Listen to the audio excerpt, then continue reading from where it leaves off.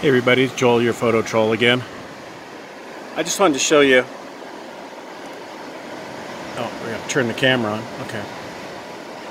I just want to show you, I'm going to bring my histogram up and look at my millimeters here. 130, 129, 112, 92, 90. But I want you to see how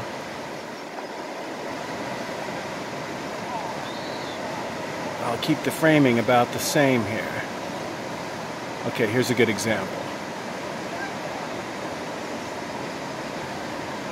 Okay, so he's at the very top of the rapid here. I'm at 240 millimeters, then 220, 220, 220, 220, 195,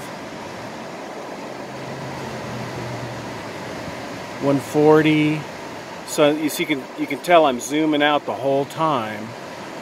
It's down to 70. That was my maximum zoom, or minimum zoom right there. So you can see how I'm keeping him in the frame just the same by gradually zooming out. Right? So here we are at like 240, 220.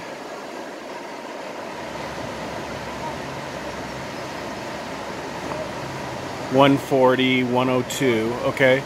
So that just illustrates how I'm zooming out and keeping the framing just about the same.